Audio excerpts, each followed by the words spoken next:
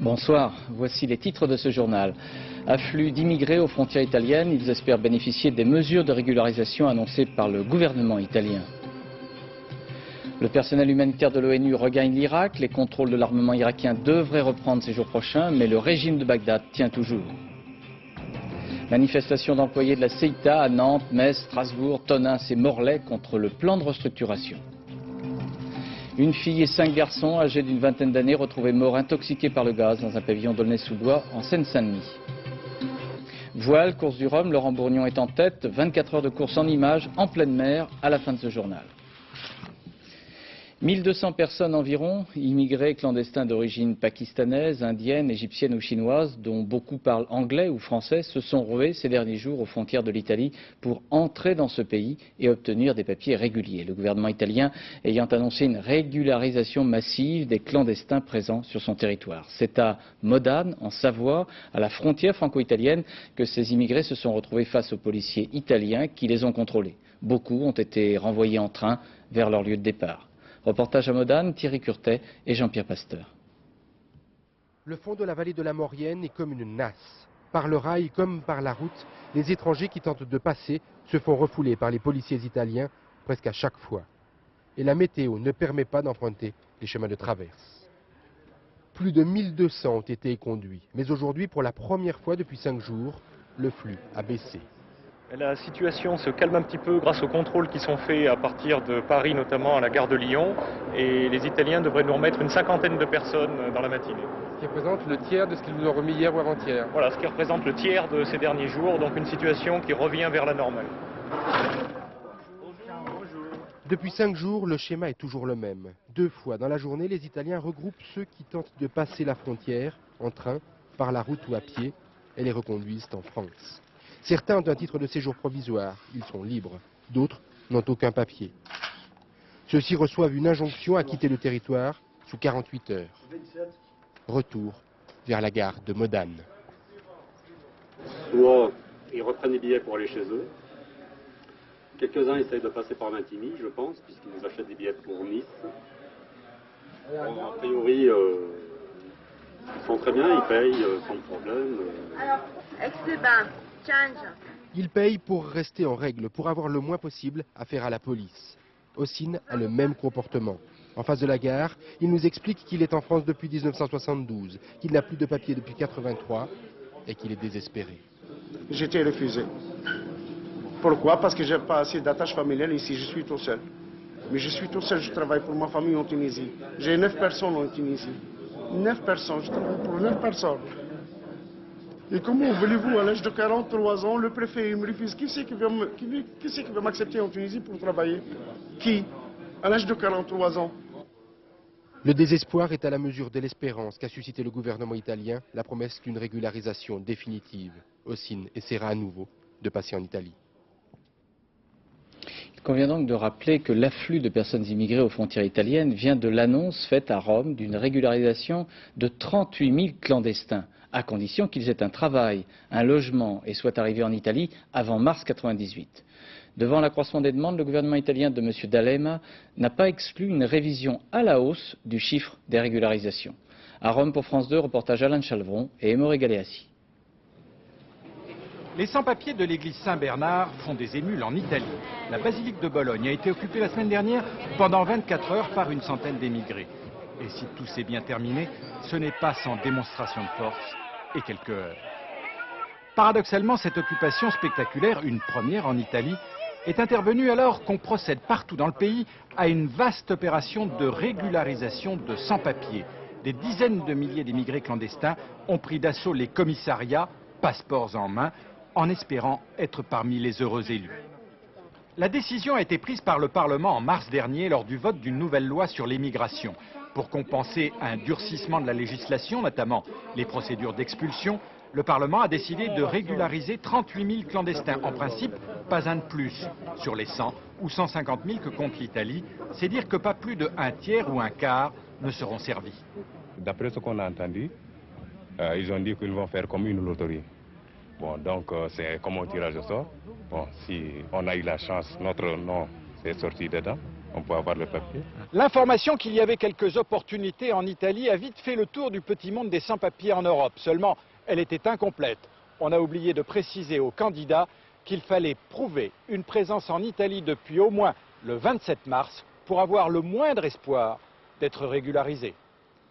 Autre pays européen visé par les problèmes d'immigration, l'Allemagne. Il y a 7 millions d'étrangers en Allemagne, soit 9% de la population. C'est le pays d'Europe qui accueille chaque année plus de 230 000 réfugiés. C'est un record. Le nouveau ministre de l'Intérieur allemand, M. Schily, vient de déclarer que son pays avait atteint la limite maximum de la charge qu'elle peut supporter en matière d'immigration. Reportage de notre correspondant à Berlin, Olivier Lerner. Malheur à celui qui tombe dans les filets tendus par la police des frontières, en Allemagne. Chaque année, 35 000 immigrés clandestins voient leur chemin barré, leurs rêves brisés.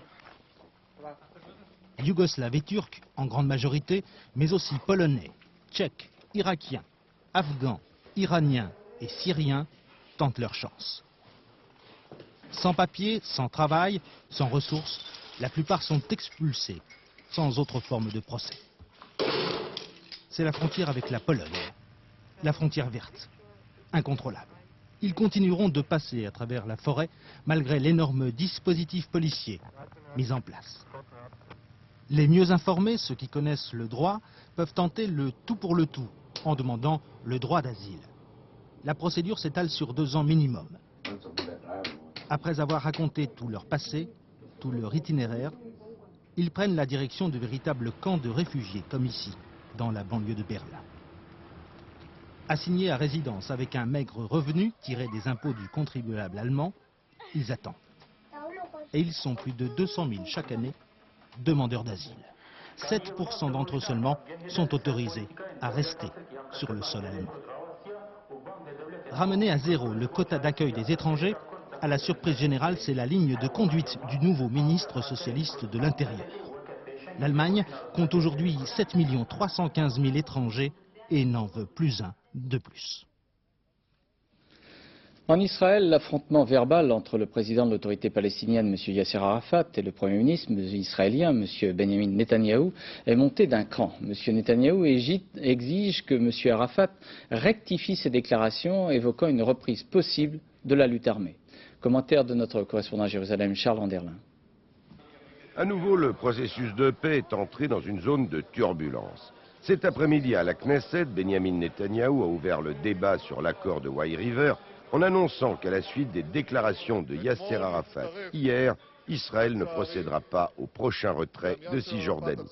Du moins aussi longtemps que M. Arafat ne se sera pas rétracté publiquement et sans équivoque. Un petit rappel, le président palestinien avait lancé hier, au cours d'un meeting du Fatah à Ramallah, « Nos fusils sont prêts et nous sommes disposés à les lever contre quiconque essaye de nous empêcher de prier à Jérusalem » et d'ajouter « Nous sommes sur la voie de la proclamation de notre État le 4 mai 1999 avec Jérusalem pour capitale ». Un discours destiné, selon les proches d'Arafat, uniquement aux militants dont le soutien à l'accord de Wye River est plutôt tiède. Mais pour M. Netanyahou, c'est une incitation à la violence contraire à la parole donnée.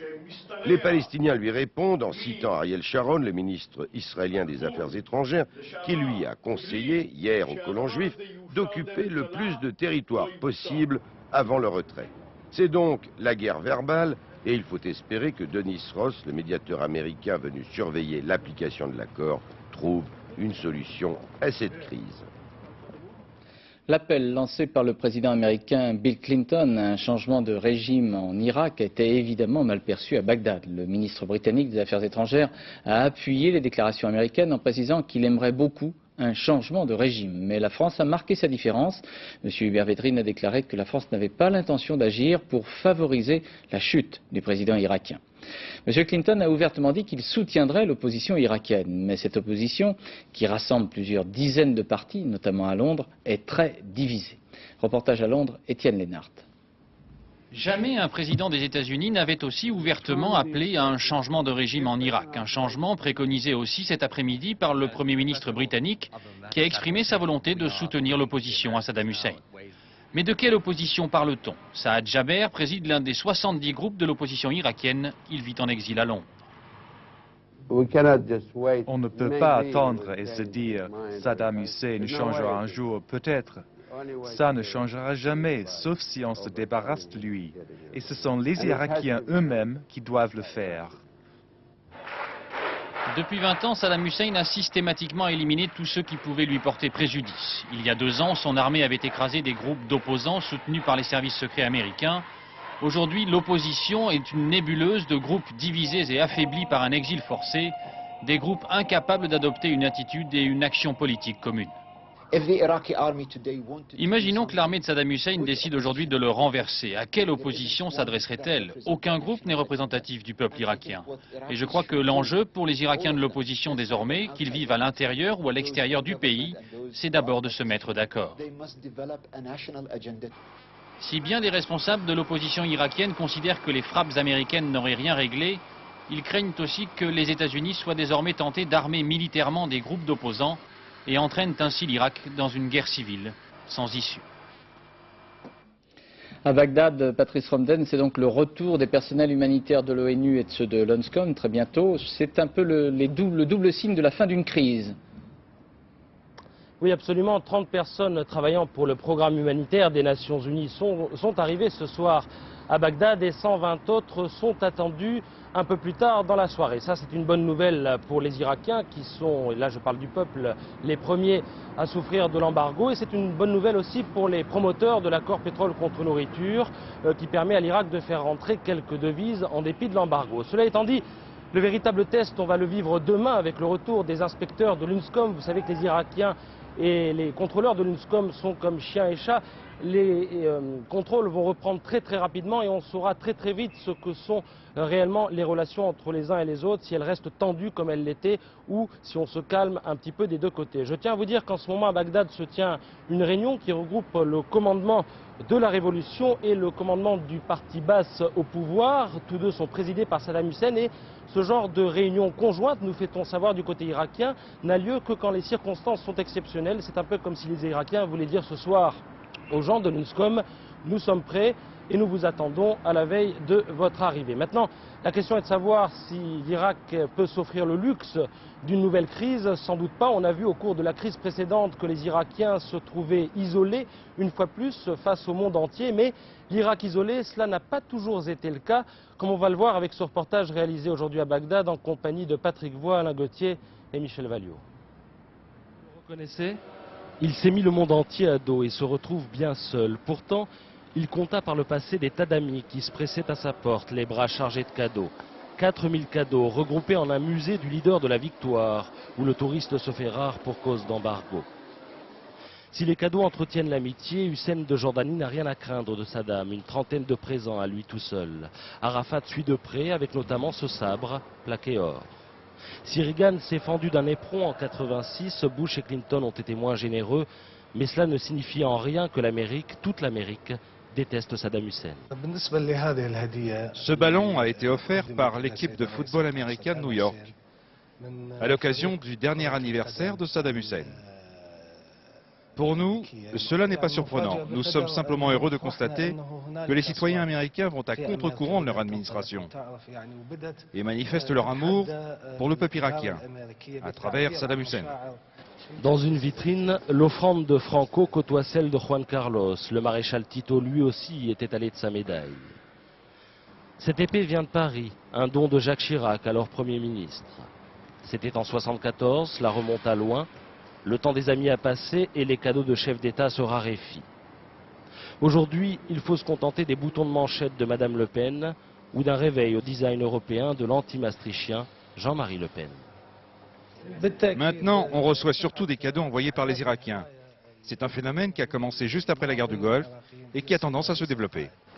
Ainsi, une enfant irakienne a fait le deuil de Sanat. Mais en général, l'adorateur de Saddam manie surtout le pinceau. Sur les œuvres exposées, la guerre est rarement absente et Saddam toujours présent.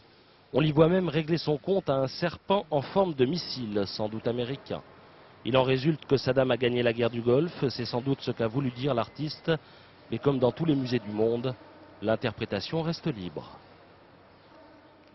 Au Guatemala, le président Jacques Chirac a apporté le soutien de la France pour consolider la paix et la démocratie. M. Chirac a aussi manifesté sa solidarité avec ce pays éprouvé par le cyclone Mitch en se rendant sur place dans le nord-est du Guatemala où opèrent des équipes françaises de secours.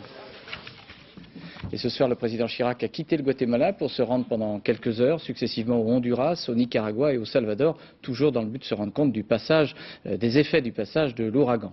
Une équipe de France 2 avec Hervé Brusini et Jean-François Hoffmann s'est rendue à l'extrême nord du Nicaragua, là où les secours ont de très grosses difficultés pour arriver jusqu'aux populations. Il y a ainsi environ 325 000 personnes encore isolées et démunies. Tant bien que mal, la vie s'organise. Au pied des ponts détruits, l'armée aide aux opérations, tranquillement. Curieuse impression de voir des soldats arriver avant l'aide internationale. Coût du passage pour une personne, 1 franc, déjà une petite somme. Le bateau, c'est le seul moyen de ravitailler ces zones situées à quelques kilomètres de la frontière avec le Honduras. Certains panneaux indiquent que la guerre a laissé des souvenirs. 20 kilomètres à parcourir. Diego doit aller rejoindre une trentaine de familles en situation d'urgence. Beaucoup appartiennent à sa coopérative. Encore un pont détruit. Ici, les vents de l'ouragan ont atteint les 285 km/h. Comme un fétu de paille se trompe, plusieurs tonnes a été balayé. Les branchages font office de route. Plus moyen de passer la 3e. L'embrayage a trop souffert. C'est tout ce qu'il reste d'El Laredo. 180 personnes vivaient ici. À quelques jours près, on allait inaugurer l'école. Enfin, nous arrivons à Palo Grande. Sur la trentaine de familles réfugiées, beaucoup sont repartis. Les conditions étaient trop dures. 300 adultes et 600 enfants. Ils sont partis à cause du manque de nourriture et d'eau. Ici, on n'a rien. Il n'y a pas de quoi boire. Les gens vont prendre de l'eau dans les ruisseaux. Il y en a même qui vont dans le fleuve. Mais hier, on y a vu passer un corps. Vous imaginez la contamination. Ce que la population demande en particulier, c'est un médecin, car il n'y en a pas. Pour en trouver un, il faut aller à des heures d'ici. On n'a pas d'argent et il y a un grand nombre d'enfants malades. Ceux qui restent habitent dans l'école.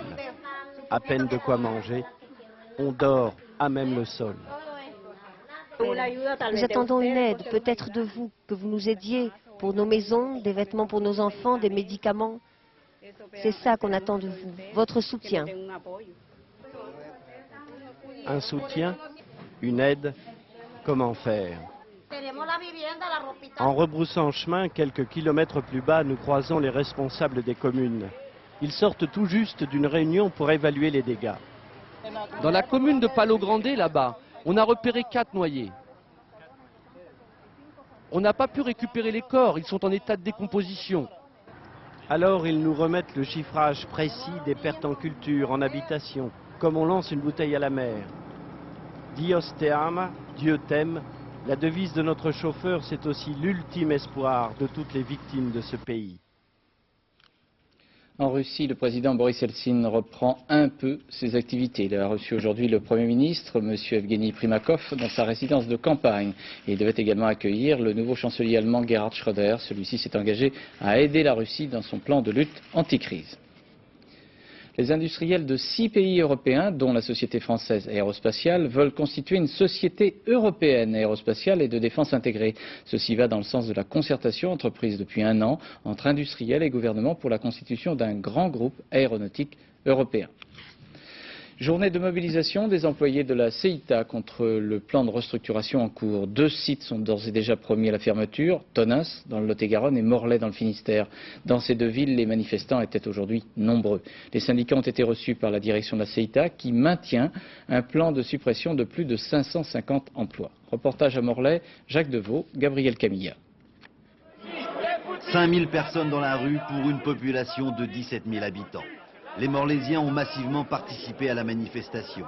Car la Manu est une institution. Depuis 260 ans, elle rythme la vie économique. Ici, la fermeture de l'usine est vécue comme la mort du pays. Je suis arrivé ici en 50-52 et au moins 650 personnes qui travaillaient.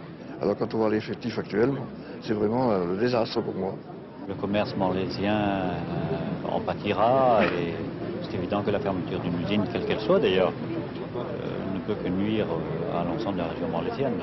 En Bretagne, on a besoin de travailler. Hein. C'est pas parce qu'on est loin de l'Europe. Hein. Les Bretons veulent travailler et ils ont le savoir-faire. Une mobilisation qui, bien sûr, a réconforté les 170 salariés de la manufacture, leur redonnant un peu d'espoir. Ah ben sûrement que ça fait chaud au cœur. On voit que tout le monde est intéressé par sa ville, tout le monde aime Morlaix, personne n'a envie d'y bouger. Et on veut rester à Morlaix. Vivre au pays, il en était question aussi à Tonneins, dans le Lot-et-Garonne.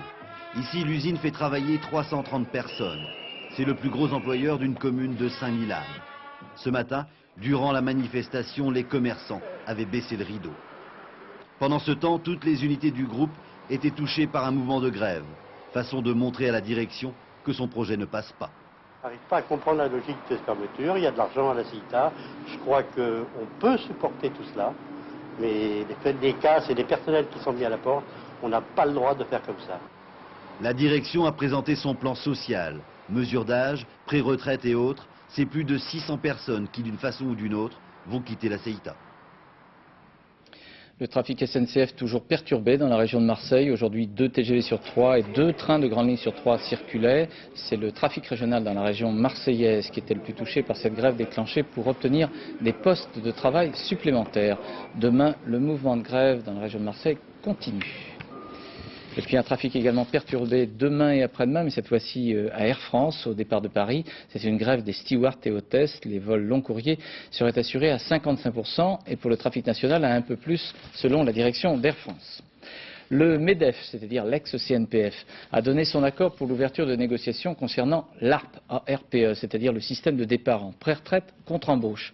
Cet accord serait étendu aux salariés qui auraient commencé à travailler dès l'âge de 14 ou 15 ans. Monsieur Marc Blondel, bonsoir. Bonsoir. Vous participez ce soir sur France 2 à 23h15 à Mots Croisés, d'Arlette Chabot et Alain Duhamel.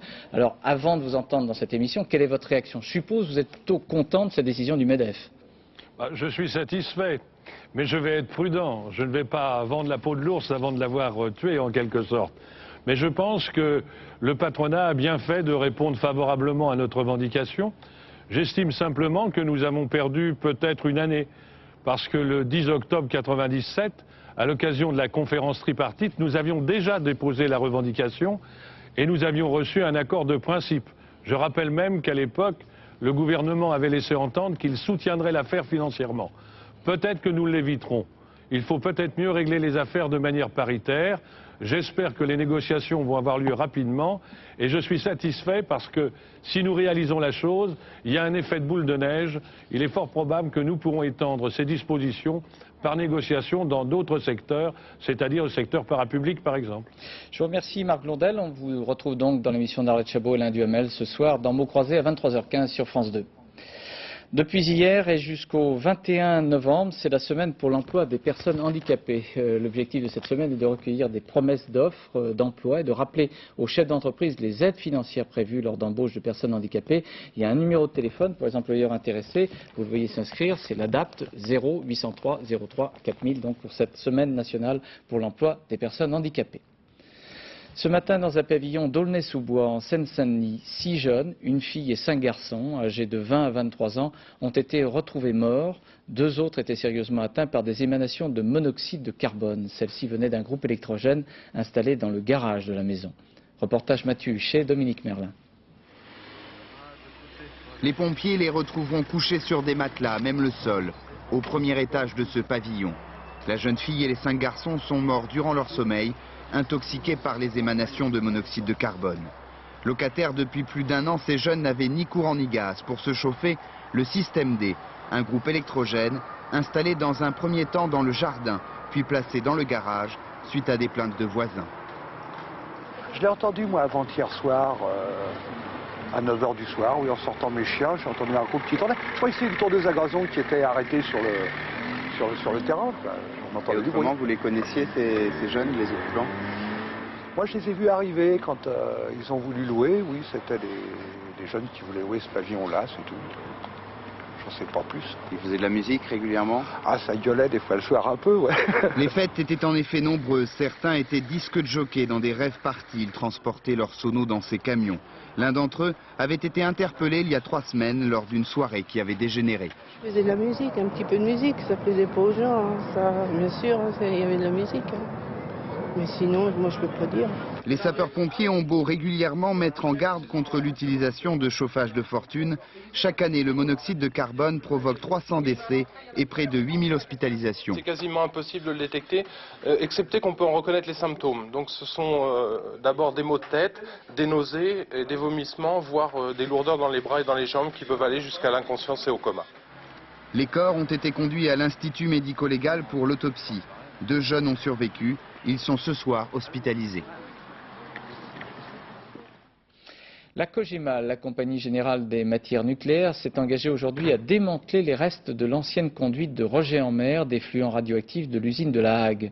Une légère contamination avait été constatée sur cette conduite le 6 novembre dernier. Explication José Blanc-Lapierre. Nouveau rebondissement dans l'affaire de la canalisation de La Hague qui oppose les écologistes au centre de traitement de déchets radioactifs du Cotentin. Au cœur de la polémique, cette conduite qui rejette en mer les effluents radioactifs de l'usine. Découverte l'année dernière à marée basse et détartrée par la COGEMA sous la pression médiatique. Or maintenant, on apprend l'existence d'une deuxième canalisation, arrêtée en 1980 pour fuite radioactive en mer. Et c'est seulement aujourd'hui, 18 ans après, que la COGEMA décide qu'il faut démanteler cette ancienne canalisation pour risque de pollution.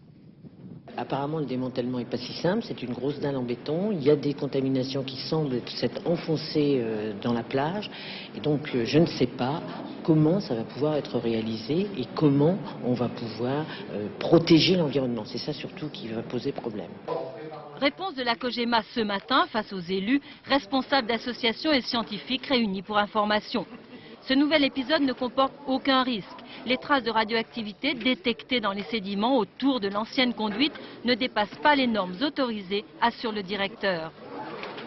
Il y a à faire des travaux complémentaires, des analyses complémentaires, et comme le disait le prix, si l'on a quelques centaines de kilos qui se trouvent dans le sol, ce pourrait être considéré comme un non-événement. C'est à l'occasion d'un chantier de consolidation effectué autour de la conduite que la contamination a été découverte. Depuis, les travaux ont été interrompus et l'autorité de sûreté nucléaire demande à la COGEMA de s'expliquer dans un rapport qui sera remis d'ici à la fin du mois.